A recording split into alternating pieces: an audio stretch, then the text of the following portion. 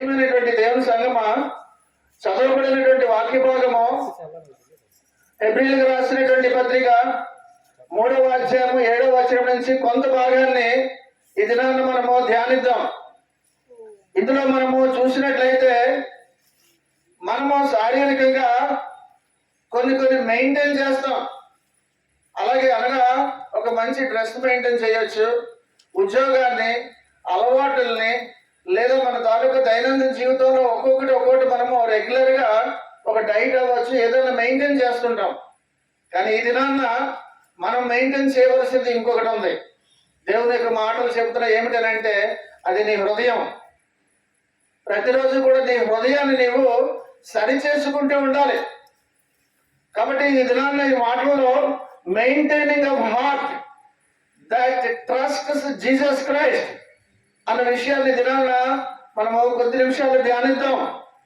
దేవుని యొక్క కోపము వలన అనేక మంది ఆ దినాలలో దేవుని విశ్రాంతిని కోల్పోయారు. అనగా అవిధేయత వారందరూ కూడా చూపించడం వలన, అవిధేయత వలన వచ్చేటటువంటి ప్రమాదము, దేవుని దగ్గర దేవుని మీద చూపించేటటువంటి అవిధేయత వలన వచ్చే బహు ప్రమాదకరమైనటువంటిది ఏంటో ఈ దినాల్లో కొద్దిగా వివరంగా ధ్యానించడానికి నేను ఇష్టపడుతున్నాను.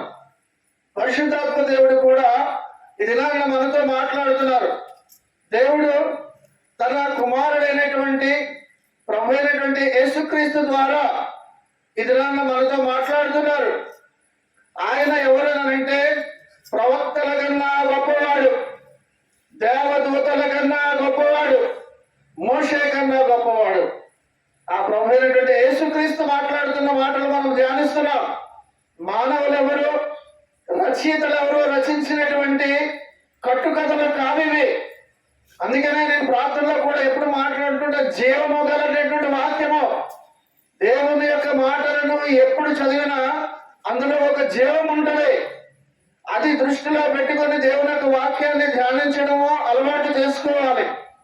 ఇక్కడ అంత ఉన్నతుడైనటువంటి ప్రవక్తల కంటే, దూతల కంటే, మోషే కంటే, అందరికంటే గొప్పవాడైనటువంటి ప్రభు అయినటువంటి యేసు క్రీస్తే తన తండ్రికి శిరస్సు వహించాలి చిత్తాన్ని ఆయన తండ్రికి విధేయత చూపిస్తున్నాడు. మరి యేసు క్రీస్తే విధేయత చూపించినప్పుడు నీవు నేను కూడా ఎంతగా విధేయత చూపించాలో ఈ దినాన్ని మనకి పరిశుద్ధాత్మ దేవుడు జ్ఞాపకము చేస్తున్నారు. కనుక ప్రియమైనటువంటి దేవుని సంగమా, ఈ దినాన్న మనకి ఏ విషయం గురించి పరిశుద్ధాత్మ దేవుడు తెలియజేస్తున్నారు అని అంటే వాగ్దానము చేసినటువంటి రక్షణ మరియు నిత్య విశ్రాంతి. దీని గురించి క్లుప్తముగా కొన్ని మాటలు మనము ధ్యానిద్దాం. ఈ దినం మొట్టమొదట పరిశుద్ధాత్మ దేవుడు మనకి తెలియజేస్తున్నటువంటి మాట, do not harden your hearts, మీ హృదయములను కఠిన పరచుకొనకుడి అన్న మాటే ప్రాముఖ్యమైనటువంటిది. ఈనాటి సందేశంలో మన హృదయాన్ని మనం ఎలా మెయింటైన్ చేస్తున్నాం, ఏ విధముగా మన హృదయాన్ని మనము ఉంచుకుంటున్నాం, మన హృదయాన్ని బట్టి మనము మన జీవితము ఎలాగున్నది. ఈ విధముగా మన హృదయం గురించి దేవుని యొక్క వాక్యం ఏమి చెబుతుందంటే మీ హృదయములను కఠిన పరచుకొనకూడి అని చెబుతున్నారు. ఎందుకు కఠిన పరచుకొనడం గురించి మాట్లాడుతున్నారు? హృదయము కఠిన పరచుకొనకూడదు అన్న మాట ప్రతి తరములను, ప్రతి విశ్వాసులందరితో కూడా తరతరాల నుంచి కూడా చెబుతున్నటువంటి మాట, do not harden your hearts, మీ హృదయములను కఠిన పరచుకొనకూడి. ప్రియమైనటువంటి దేవుని సంగమా, వాక్యము చదివినప్పుడు ఇది కేవలము ఇజ్రాయేల్కి మాత్రమే కాదు, ఇక్కడ ఇప్పుడు ఉన్నటువంటి మనందరితో కూడా చెబుతున్నటువంటి మాట, ఈ యొక్క హృదయం గురించి చెబుతున్నటువంటి మాట. ఈ మాట అనగా మనము అవిధేయత గురించి, అనగా అవిధేయత చూపించినప్పుడు, ఎవరైతే అవిధేయత చూపిస్తారో వారి ముందు ప్రమాదము పొంచి ఉన్నదని ఇది నన్ను జ్ఞాపకం చేస్తున్నాడు పరిశుద్ధాత్మ దేవుడు. హృదయము కఠినపరచబడడం అంటే ఏంటి? అసలు హృదయము దేని బట్టి కఠినం అవుతుంది? ఎందుకు కఠినమవుతుంది, అసలు హృదయం కఠినమవడం అంటే ఏంటి అని మనకి అర్థం అవ్వాలనంటే ఇజ్రాయెల్ యొక్క అరణ్య ప్రయాణాన్ని మనందరూ కూడా జ్ఞాపకం చేసుకుంటే ఈ మాటలన్నీ కూడా చాలా చక్కగా మనకి అర్థమవుతాయి.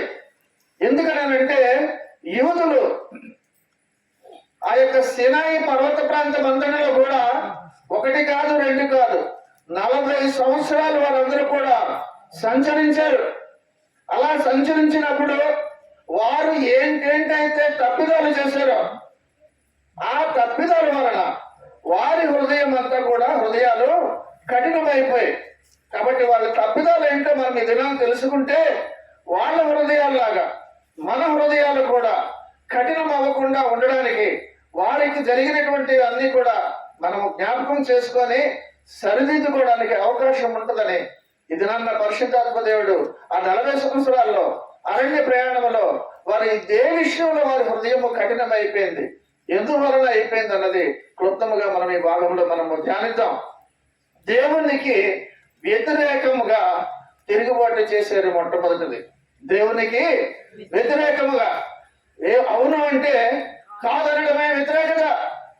నువ్వు కూర్చో అంటే నేను ఉండను, నువ్వు చెప్పిన మాట నేను వినను అని దేవునికి చెప్పడం అయితే అర్థం అవడానికి పెద్ద లేదు. దేవునికి వ్యతిరేకంగా అవిధేయత చూపించడం అన్నది మొట్టమొదటి తిరుగుబాటు వాళ్ళు చేశారు. అదే మిస్సా మెరీబా దగ్గర మనం చూస్తున్నాం. అనగా అక్కడ దేవుడిని నీరు గురించి ఒకసారి శోధించారు, దేవునితో వాదం పెట్టుకున్నారు. అనగా దేవుడిని శోధించడము గాని దేవునితో వాదము పెట్టుకోవడము గాని హృదయము కఠినమైపోవడానికి ఒక మార్గం అది. కాబట్టి నువ్వు ఆ పని చేయకూడదని వాళ్ళ జీవితాల్లో జరిగినటువంటి దినాన్ని మనకి జ్ఞాపకం చేస్తున్నారు. అరణ్యంలో వాళ్ళు ప్రయాణం చేస్తుండగా వారికి దాహం వేసినప్పుడు, నీరు లేనటువంటి పరిస్థితి వచ్చినప్పుడు వారికి ఏమైందనంటే దేవునిపై అపనమ్మకం వచ్చేసింది. దేవుడు ఇస్తారు కదా అని నమ్మకముగా ఉండవలసినటువంటి వారు అన్ని గొప్ప గొప్ప కార్యాలు, సూచక క్రియలు, ఆ 10 తెగుళ్ళు ఇవన్నీ కూడా చూశారు. నీరు రక్తంగా మారిపోవడం చూశారు. ఇల్లంతా కప్పలు కూడా వచ్చేయడం చూశారు. అర్ధరాత్రి ఇలాగ ఎన్నో భయంకరమైనటువంటి దేవుని శక్తిని చూసినటువంటి వారు, అంత శక్తిని చూసినటువంటి దేవునిపై నీళ్లు ఇవ్వలేదని ఆ దేవుని మీద నమ్మకం పోయింది. మన జీవితంలో దేవుడు ఎన్నో గొప్ప గొప్ప కార్యాలు చేసినా ఒకసారి చిన్న విషయంలో తప్పిపోతాం. చాలా చిన్న విషయంలో దేవునిపై ఇక చేయడమైనా అని అపనమ్మకం వచ్చేస్తుంది. వారు కూడా ఎంత చేసి ఎంత భోజనం రోజులు పెడుతున్నా సరే నీరు లేకపోయేసరికి దేవునిపై అపనమ్మకం వచ్చేసింది. అసలు అలాగే అపనమ్మకం రావడంలో ఎంత తారాస్థాయికి వారి యొక్క అపనమ్మకం వెళ్ళిపోయిందనంటే, అయ్యో ఐగుప్తు నుంచి మేము ఎందుకు వచ్చాం, అక్కడ రోజు 4 దెబ్బలు కొట్టినా కడుపు నిండా భోజనం దొరుకుతుంది కదా అని ఐగుప్తు నుంచి వచ్చినందుకు, అంత కష్టపడి విడిపించినందుకు దేవునిపై సనుక్కున్నారు, దేవుని మీద నమ్మకం కోల్పోయారు. అంతేకాకుండా అసలు దేవుడు మమ్మల్ని పోషించగలరా, ఇంత లక్షల మంది ఉన్నాం కదా వీళ్ళందరినీ కూడా ఆయన పోషించగలరా అని దేవుని మీదే వారికి అపనమ్మకం వచ్చేసింది. అది కఠినమైపోవడానికి గల మరొక కారణం. దేవుని మీద నీకు అపనమ్మకం ఉంటే నీ హృదయము కఠినమైపోతుంది. కనుక ప్రియమైనటువంటి దేవుని సంగమా, ఇది నాన్న నిన్ను దేవుడు పోషించగలరా అనే అనుమానం నీకు వస్తే, నాకు ఉద్యోగం అవ్వగలరా అన్న అనుమానం నీకు వస్తే, అసలు నా జీవితాన్ని ఆయన ఒక సరైన విధంగా నడిపించగలరా అనే అనుమానం నీకు వస్తే నీ హృదయం కఠినమైపోతుంది అనేసి ప్రారంభ దశలో ఉందని జ్ఞాపకము చేసుకో. ప్రియమైనటువంటి దేవుని సంగమా, ఇది నాన్న పూర్తిగా దేవునిపై నమ్మకము పోయి విమర్శించడం, సణుగుకోవడం, ఇదే వారందరూ కూడా ఆ దినాన్న చేసినటువంటిది. ఇలాగ దేవుని 40 సంవత్సరాలు విసిగించారు. 1 కాదు 2 కాదు దినాలు కాదు, వారు 40 సంవత్సరాలు కూడా విసిగిస్తున్నా సరే 40 సంవత్సరాలు దేవుడాన్ని పోషించారు. నీ కొడుకు గాని నీ కూతురు గాని రోజు నీకు విసిగిస్తున్నా సరే తెల్లారితే నువ్వు తిండి పట్టక మానవు, కావలసినటువంటి బట్ట కొనుక మానవు.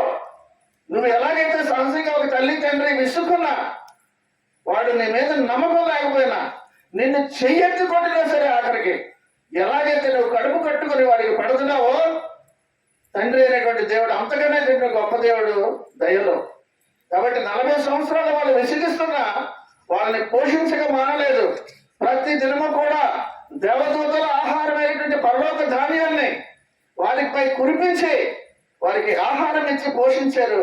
ఆ 40 సంవత్సరాలు కూడా ఈ దినాన్న దేవుడు మనకి జ్ఞాపకం చేస్తున్నారు.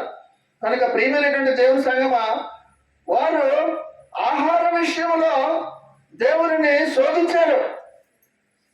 ఆహారము కావాలని వారందరూ కూడా ఎలాగనుకున్నారంటే, అయ్యో మేము మాంసమును వండుకును కుండల దగ్గర మేము కూర్చొని కడుపు నిండా కూడా మాంసము తిని యెహోవా కోపము చేత మేము ఎలా చావకపోతుంది అని దేవుని మీదే సనుక్కున్నారు. వాడు మాంసం కావాలి, మాంసం కావాలి, మాకు రోజు కూడా మాకు ఏంటిది ఈ మన్నా అని దేవునిపై సనుక్కున్నప్పుడు మోషేకి చెబుతారు దేవుడు, ఇదిగో మీరందరినీ కూడా రేపటి దినాన్ని సిద్ధంగా ఉండమను.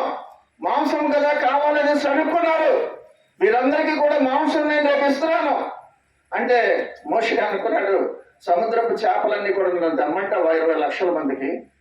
ఎన్ని తెమ్మంటావు అని మనసులో అనుకుంటే, యెహోవా బాహువు తక్కువైనదా నువ్వు అనుకుంటున్నావా అని దేవుడు మోషేతో చెప్పారు. అప్పుడు దేవుడు చెప్పినటువంటి మాట ఏంటో తెలుసా? వారు ఆహారం గురించి అడిగినప్పుడు, ఇదిగో మీరు అడిగారు కనుక 1 దినము కాదు, 2 దినాలు కాదు, 5 దినాలు కాదు, 10 దినాలు కాదు, నెల దినాలు, 20 దినాలు కూడా కాదు, నెల రోజులు మీరు మాంసము తినులాగని మీకు ఇస్తాను నేను.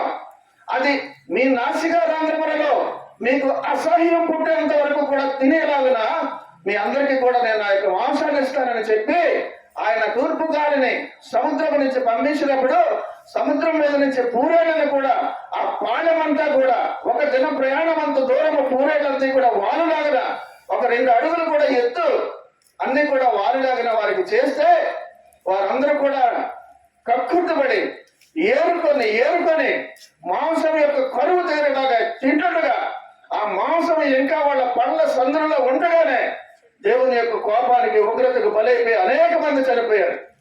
కనుక ప్రియమైనటువంటి దేవుని సంగమా, ఇలాగ ఎన్నోసార్లు శోధించారు. దేవుని ఆహారం గురించి, తిండి గురించి రోజు పెడుతున్నా సరే ఇది ఉంటే ఇంకోటి కావాలని సహజమైనటువంటి మానవ కోరికల ద్వారా వారందరూ కూడా దేవునినే విసిగించారు. అయినా దేవుడు వారిని పోషిస్తూనే ఉన్నారు. కనుక ప్రియమైనటువంటి దేవుని సంగమా, ఇదనా దేవుడు చెబుతున్నటువంటి మాట, అలా చేయడం వలన, దేవుడిని విసిగించడం వలన వారికి వాగ్దానము చేసినటువంటి కణాల యొక్క విశ్రాంతి వారికి దూరం అయిపోయింది. కనుక వారు ఏకంగా దేవుడినే పరీక్షించారు.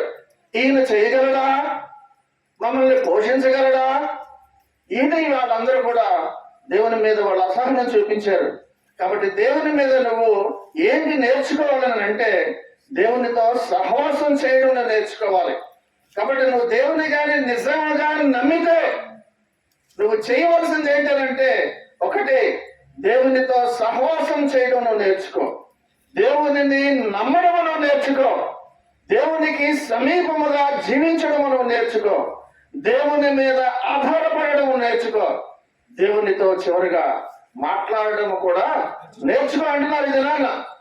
కనుక ప్రియమైనటువంటి దేవుని సంగమా, వీటన్నిటిలో కూడా ఇశ్రాయేలు తప్పిపోయారు. ఇప్పుడు చెప్పినటువంటి అన్ని విషయాలు ఏంటంటే చెయ్యాలో ఒక సగటు విశ్వాసి ఆధ్యాత్మికంగా దేవుని దగ్గర ఎలా ఉండాలో ఇప్పుడు చెప్పినటువంటి వాటి అన్నిటిలో కూడా వారందరూ కూడా తప్పిపోయారు. దాని పర్యవసానమే తీర్పు. దేవునికి విధేయత నువ్వు చూపించకుండా అపనమ్మకం ద్వారా, అవిధేయత ద్వారా దేవునిని 1 రోజు 2 రోజులు సంవత్సరాలు అలాగ విసిగిస్తూ ఉంటే చివరికి నీకు వచ్చేది తీర్పే. ఇజ్రాయెల్ కూడా జరిగినటువంటిది అదే. అన్ని సంవత్సరాలు చూశారైనా చూసి చూసి చూసి వారికి ఇంకా తీర్పే వారికి గతి అయింది.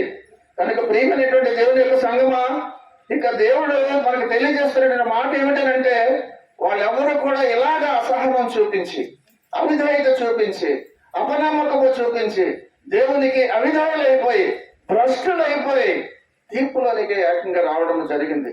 వాగ్దాన భూమిలోనికి ప్రవేశించలేకపోయారు. ఎవరైతే బానిసత్వంలో నుండి 430 సంవత్సరాలు ఉన్నటువంటి వారిని, ఎవరైతే వారిని బానిసత్వంలో నుంచి విడిపించారో తీర్పు ద్వారా వారిని చంపేవలసినటువంటి పరిస్థితి ఏర్పడింది.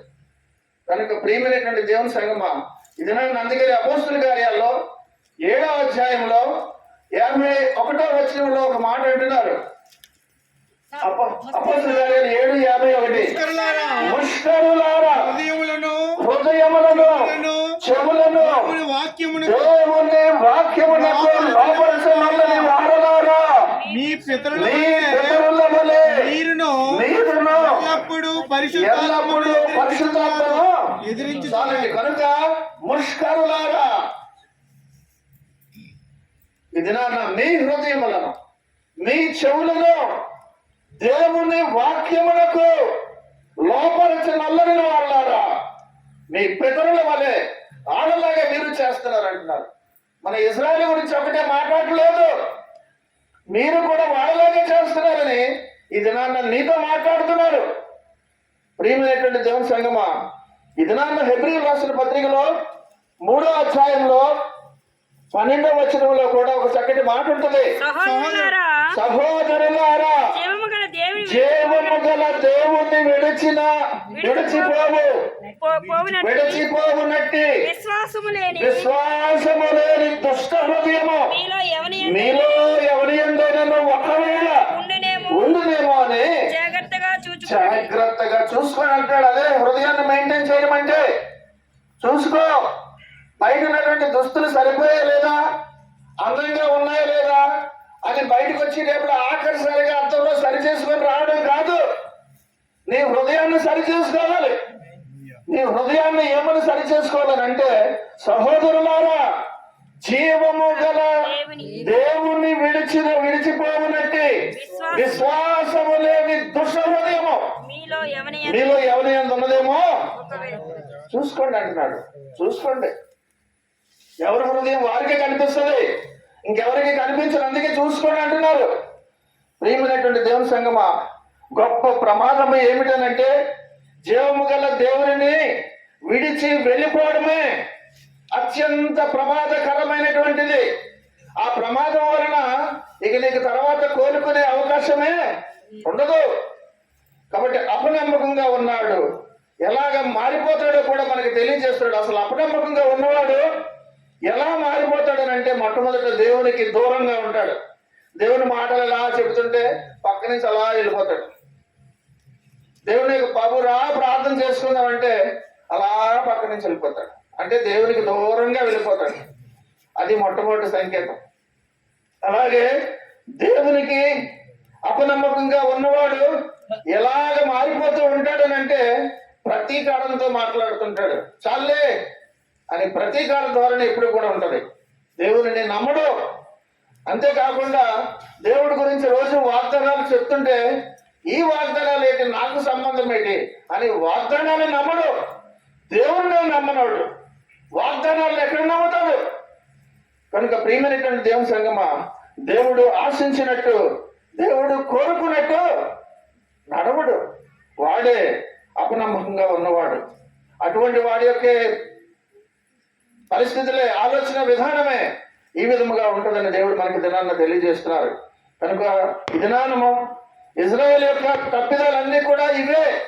వీటి వలనే దేవునికి దూరం అయిపోయి ఏకంగా అరణ్యంలోనే నశించిపోయారు వాళ్ళు.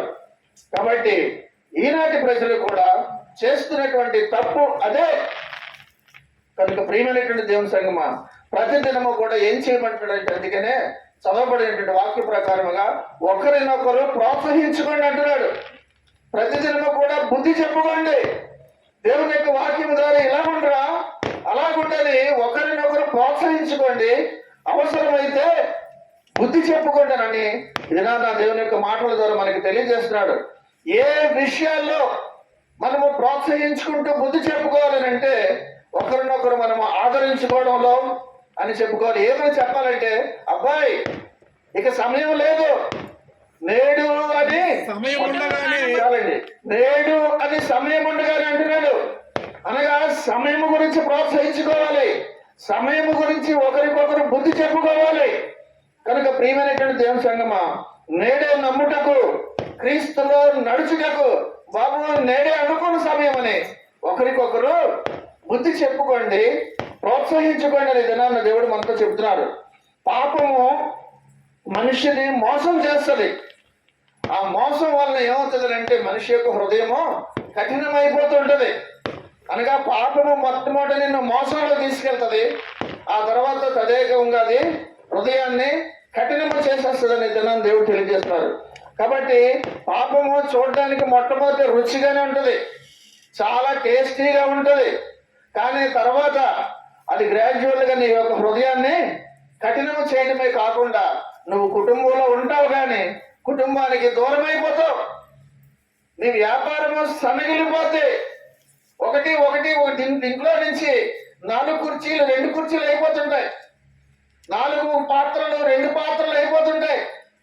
100 రూపాయలు రావాల్సింది 50కి దిగిపోతుంటది. ఇవన్నీ కూడా నీకు సంకేతం ఇస్తుంటారు. వర్షం వచ్చినప్పుడు రాబోయే ముందు మబ్బులు వస్తున్నట్టుగా. అయినా సరే తెలుసుకోకపోవడం అన్నదే నీ యొక్క హృదయం కఠినమైపోవడం. ఇలాగ ఒక్కొక్కటి సూచనలు నీకు వస్తున్నప్పుడు వెంటనే నువ్వు సరి చేసుకొని దేవుని పాదాలు పట్టుకుంటే తిరిగి క్షమించి నీకు పూర్వస్థితి దేవుడు ఇస్తారు. కోల్పోయిన ఆరోగ్యాన్ని కూడా ఇస్తారాయన.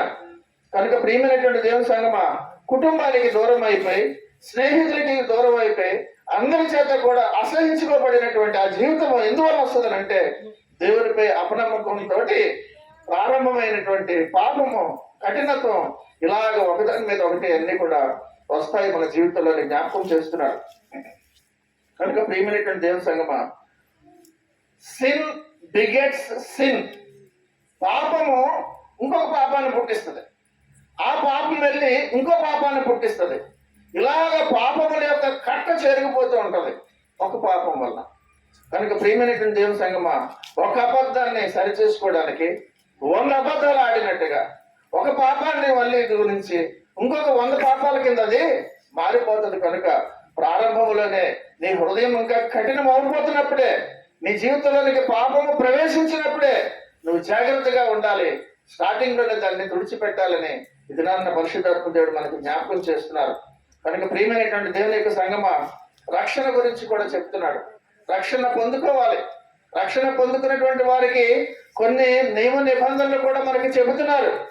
నేడు అనే దేవుని గురించి అక్కడ చెబుతూ కూడా ఆ విషయాలు మనకి తెలియజేస్తున్నారు.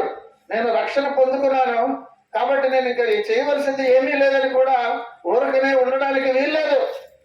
రక్షణ పొందుకున్న దగ్గర నుంచి కూడా నీవు ఇంకా జాగ్రత్తగా ఉండాలి ఆధ్యాత్మిక విషయంలో. ఎందుకంటే నువ్వు రక్షణ పొందుకున్నావు కనుక నిన్ను పడగొట్టడానికి సాతానుడు చూస్తుంటాడు. కనుక రక్షణ పొందిన వారు మరి ఇంకా జాగ్రత్తగా ఉండాలి. పొందిన వాడికి జాగ్రత్త ఎలాగ అవసరం లేదు.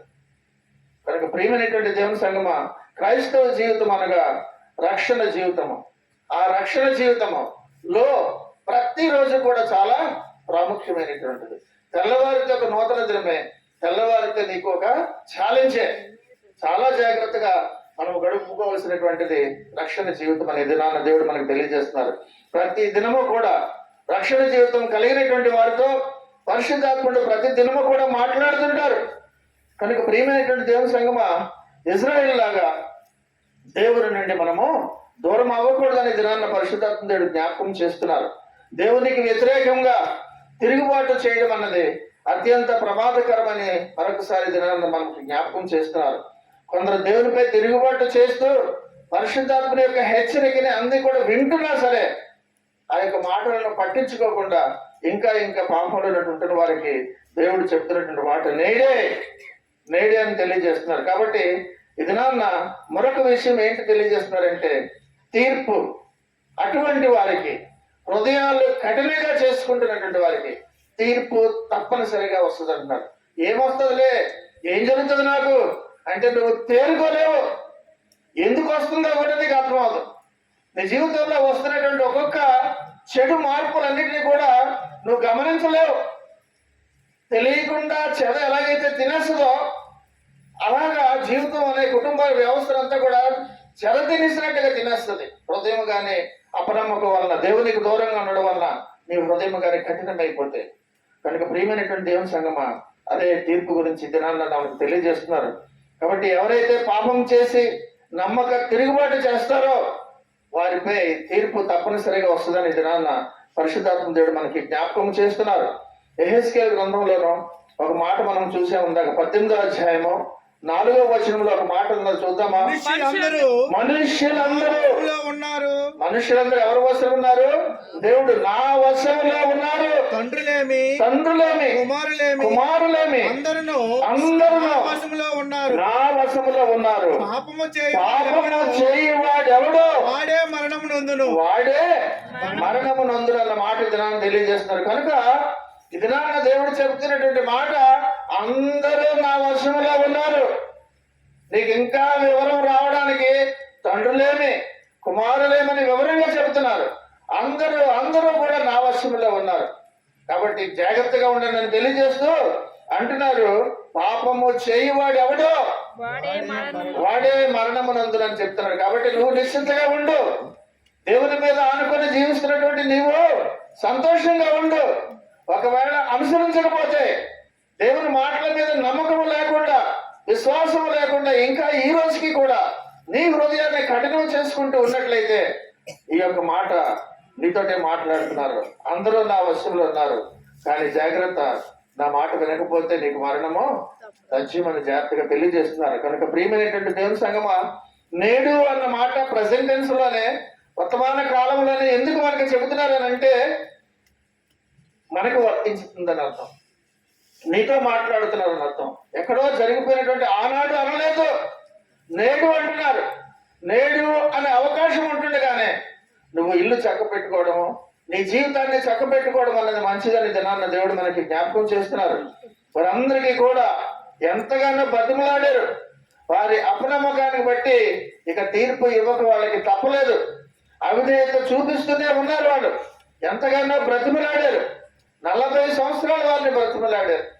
కనుక ప్రియమైనటువంటి దేవుని యొక్క సంగమా, ఈ దినాన్న అవిశ్వాసికి వాగ్దానం చేయబడిన భూములోనికి ప్రవేశించలేడు దేవుడు. అనగా మనం ఒకటి జ్ఞాపకం చేసుకోవాలి, పరలోకం తలుపులు నువ్వు రాకుండా ఎవరో మూసారు, నీ అపనమ్మకమే మూసేస్తుంది వెళ్ళి. అర్థమైంది కదండి ఆ మాట. పరలోకం తలుపులు ఎప్పుడూ తెరిచే ఉంటాయి, కానీ నీలో అపనమ్మకం ఉంటే గబగబా ఇల్లు అదే మూసేస్తుంది వెళ్ళి, నువ్వు రాకుండా. కాబట్టి నీలో అపనమ్మకం ఉంటే ఆ విధంగా జరుగుతుంది. అదే నమ్మకం ఉంటే పరలోక తలుపులు నీకు తెరిచే ఉంటాయని నీకు స్వాగతం పలుకుతుంటాయి. కనుక ప్రియమైనటువంటి దేవుని సంగమా, మార్కు సువార్తలో 16వ అధ్యాయంలో 14వ వచనంలో ఒక చక్కటి మాట ఉంటది, చూద్దామా. పిమ్మట 11 మంది శిష్యులు భోజనమునకు కూర్చున్నప్పుడు ఆయన వారికి ప్రత్యక్షమై తాను లేచిన తరువాత చూచిన వారి మాట నమ్మనందున వారు అపనమ్మక నిమిత్తమును హృదయ కాఠిన్యము నిమిత్తమును వారిని గద్దించారు. ఆయనతోటే తిరిగారు, చివరి వరకు కూడా ఆయనతో ఉన్నారు. ఎన్నో అద్భుతాలు చూశారు. చచ్చిపోయిన వారిని కూడా లేపడము స్వయంగా చూసినటువంటి శిష్యులు ఆయన పునరుద్ధరణ అయిన తర్వాత వస్తుంటే కనిపిస్తే వాళ్ళు ఏంటంటే ఆయన చూసి నమ్మకపోయినందుకు యేసుక్రీస్తు వారు అన్న మాట చూశారు అక్కడ. శిష్యులు భోజనమునకు కూర్చున్నప్పుడు ఆయన వారికి ప్రత్యక్షమై తాను లేచిన తరువాత చూచిన వారి మాట నమ్మనందున వారి అపనమ్మకము నిమిత్తము వారి హృదయ కాఠిన్యము నిమిత్తమును వారిని గర్జించని చూసినచ్చిన వారు, నేను యేసును చూశానని లేచానని అంటే నమ్మలేదు.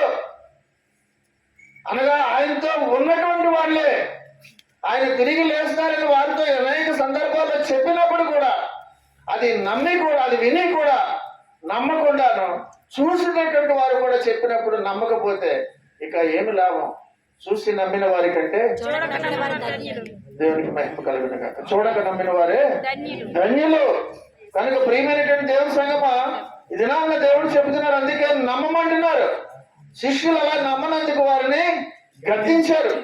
ఆ తర్వాత వారు సరి చేసుకొని గొప్ప అపోస్తలులుగా వారందరూ కూడా ఆ తర్వాత వారందరూ కూడా దేవుని ద్వారా సరిచేయబడ్డారు. కాబట్టి నీవు కూడా నమ్మకం ఉంచితే నీ యొక్క పాత జీవితాన్ని బట్టి ఒకవేళ నిన్ను గద్దించినా నిన్ను సరిచేసి నీకు చక్కటి జీవితాన్ని ఇచ్చి అనేక మందికి సాక్షులుగా నిన్నే ఉంచడానికి దేవుడు ఇష్టపడుతున్నారు. కనుక ఈ దినాన్న మన హృదయాల్ని మనము ఎలా మెయింటైన్ చేయాలని మొట్టమొదటి నేను చెప్పినట్టుగా ఆలోచిద్దాం. మన హృదయం గురించి ఆలోచిద్దాం. బాహ్యమైనటువంటి సౌందర్యాన్ని మెయింటైన్ చేయడం గురించి కాదు, కానీ అంతరంగంగా దేవుడు చూసేటటువంటి హృదయాన్ని మనం రోజు కూడా ఎలా పోషిస్తున్నాం, దేనితో పోషిస్తున్నాం, దేనితో తృప్తిపరుస్తున్నాం, దేని కొరకు మన హృదయాన్ని ఉంచుతున్నాం, దేని కొరకు మన హృదయం వెంపర్లాడుతుంది అని నీ హృదయం గురించి నువ్వు ఆలోచించి, నీ హృదయం ఒకవేళ కఠినమైపోతుందేమో ఒకసారి ఆలోచించుకోవాలని దినాన్న దేవుడు మనందరితో కూడా మాట్లాడుతున్నారు. కనుక ప్రియమైనటువంటి దేవుని సంగమా, ఈ దినాన్న దేవుడు మనకి చెబుతున్నటువంటి మాట, నువ్వు నమ్మకపోతే నీ యొక్క అపనమ్మకమే పరలోకపు ద్వారాలను నీకు మూసేస్తాయనే విషయం కూడా జ్ఞాపకం చేస్తున్నారు మరొకసారి. కనుక ఈ దినాన్ని అందరం కూడా నమ్ముదాం. మన ప్రభువైనటువంటి యేసుక్రీస్తు వారికి అసాధ్యమైనది ఏదీ లేదని మరొకసారి జ్ఞాపకం చేసుకుందాం. శిష్యులాగా అపనమ్మకం చూపించొద్దు, నమ్మకము చూపిద్దాం. హృదయ కాఠిన్యం నుంచి మనందరం కూడా విడుదల పొందుతాం. హృదయం మెత్తబడిలాగన, రాతి గుండె తీసివేయబడి వాక్యం ద్వారా మాంసపు గుండె వచ్చేలాగన మనందరం కూడా వాక్యం ద్వారా కట్టబడదాము, ఆశీర్వదించబడదాము. అటు వాక్యము దేవుడు మనందరికీ కలగజేసి ఆశీర్వదించి బలపరచును గాక. దేవుడి మాటలు మన వెనుకటిలో దీవించును గాక. ఆమేన్.